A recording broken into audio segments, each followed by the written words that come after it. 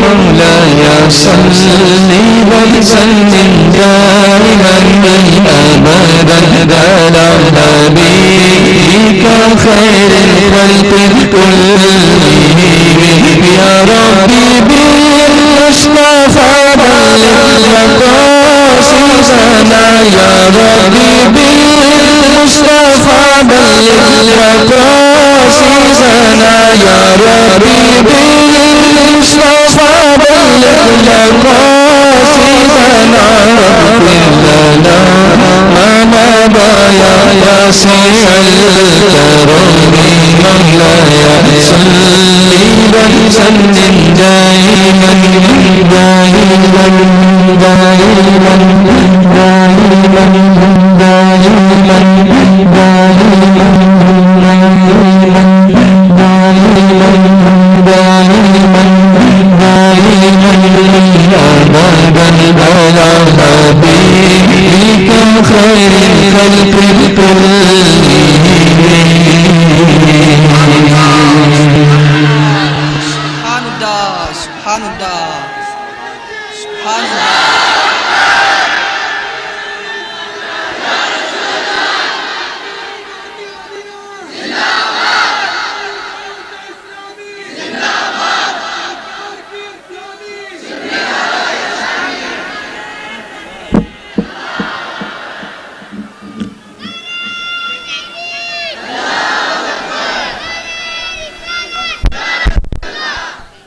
درود شریف پڑھیے صلی اللہ علیہ وسلم صلاۃ و سلام علیک یا حبیب اللہ یا ربی بالمصطفیٰ بلغ مقاصدنا واغفر لنا ما مضى دائما ابدا على حبیبک خیر الخلق کلہم. آپ سارے لوگ مت بولیے بھائی، ادھر آپ مجھے دیجئے، جو لوگ کنسرن ہیں وہ اس کو دیکھ لیں گے انشاءاللہ. ہر ایک کا ایک ڈپارٹمنٹ ہوتا ہے نا، تو اپنا ڈپارٹمنٹ پڑھنا ہے، ان کا ڈپارٹمنٹ مائک سپلائی کرنا ہے، وہ دیکھیں گے اپنا کام، ہم کریں گے اپنا کام. میرے مصطفیٰ یہ مائک چلے یا نہ چلے، ہم یہاں سے پکاریں وہاں وہ سنیں، ہم یہاں سے پکاریں وہاں وہ سنیں. مصطفیٰ کی سماعت پہ لاکھوں سلام، دور و نزدیک کے سننے والے وہ کان لعل کرامت پہ لاکھوں سلام.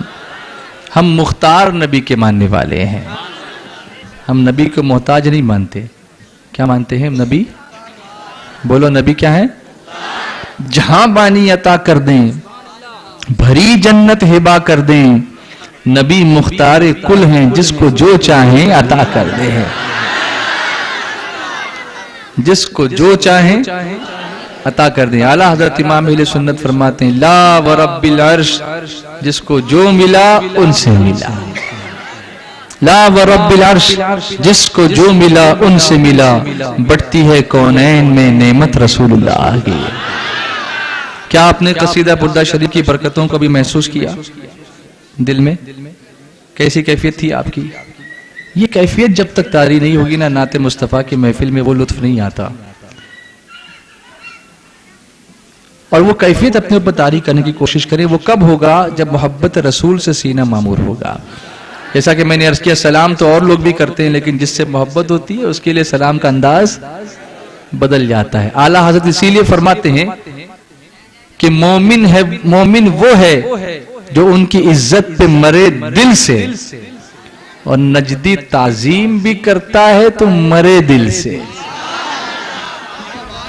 ہاں، نجدی تعظیم بھی کرتا ہے تو مرے دل سے، اور ہم ایسے ہیں کہ ان کی عزت پہ مرے دل سے.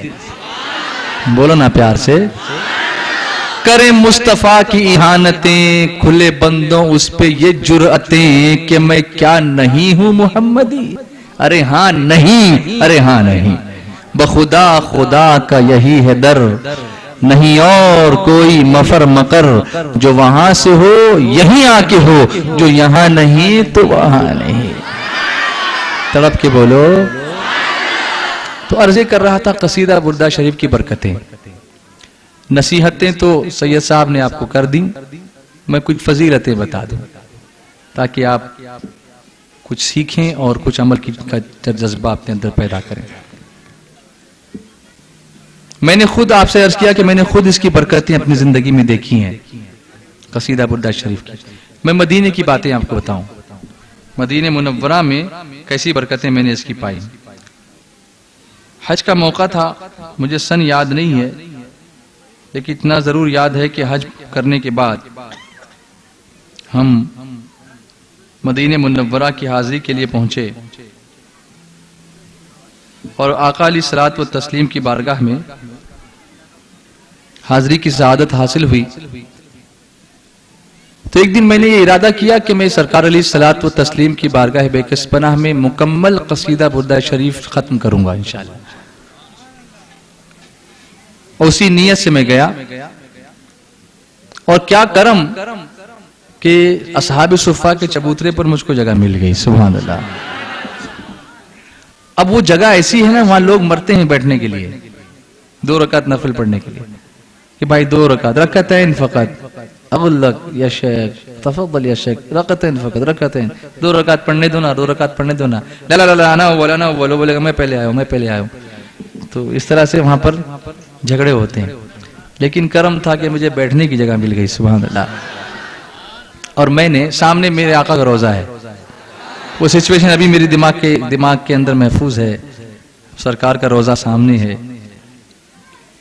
فاطمہ الزہرا کا مکان اس طرف ہے، قدمین شریفین اس طرف، یہاں جنت کی کیاری نظر آتی ہے، وہاں ممبر نظر آتا ہے، وہاں محراب نظر آتی ہے، ستون توبہ نظر آتا ہے، استوان حنانہ نظر آتا ہے، ایک طرف روزے کا نور، ایک سمت ممبر کی بہار، بیچ میں جنت کی پیاری پیاری کیاری، واہ واہ، بولو نا واہ واہ، سبحان اللہ۔ اللہ سب کو اس بارگاہ کی حاضری نصیب فرمائے۔ محبت پیدا کرو، بغیر محبت کے یہ لطف نہیں ملے گا آپ کو۔ پڑھتے تو رہو گے لیکن وہ محبت ہونی چاہیے، وہ عشق ہونا چاہیے۔ اے عشق تیرے صدقے جلنے سے چھوٹے سستے، جو آگ بجھا دے گی وہ آگ لگائی ہے۔ عشق رسول کی ایسی آگ سینے میں لگا لو کہ جہنم کی آگ کو بجھنا ہی پڑے، بجھے گی انشاءاللہ۔ تو میں بیٹھ گیا وہاں پر اور میں نے شروع کیا، مولایا صلی وسلم دائما ابدا۔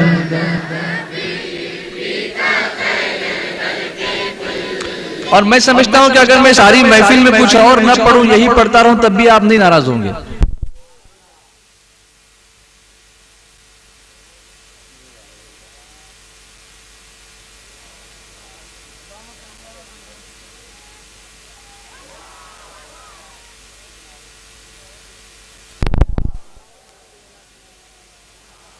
الابدان وشفائها ونور الابصار وضيائها وعلى اله واصحابه وبارك وسلم تسليما دائما ابدا۔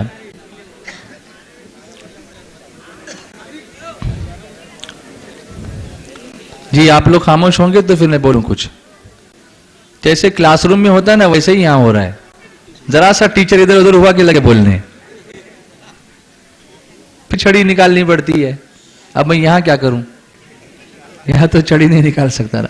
پورے واتاورن کی گمبھیرتا کو آپ ختم کر دو گے اگر اس طرح کرو گے تو۔ میں ایک لو لگانا چاہتا ہوں مدینے کی طرف، بیچ میں آپ ڈسٹرب کرتے ہو، سمجھو شیطان کی سازش ہے یہ اور آپ اس کا شکار ہو رہے ہو، تو آپ کو بالکل ڈسٹرب نہیں ہونا ہے پلیز، ورنہ یہ لطف نہیں پاؤ گے جو میں آپ کو آج بتانا چاہتا ہوں، وہ برکتیں۔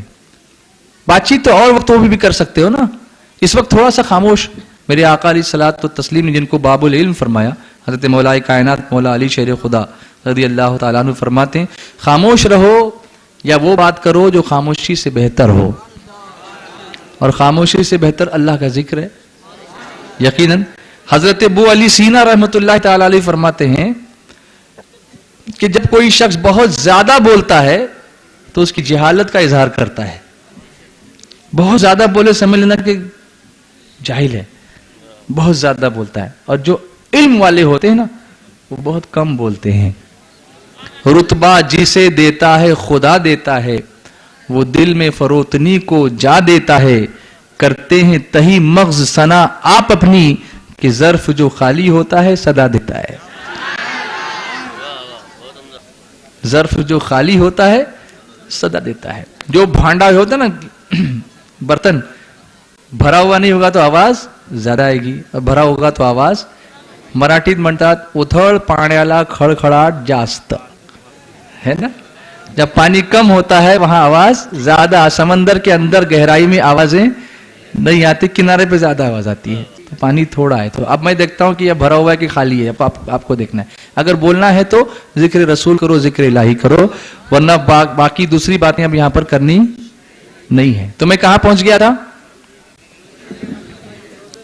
मदीने मुनव्वरा में असहाबे सुफ़ा के चबूतरे पर बैठ गया।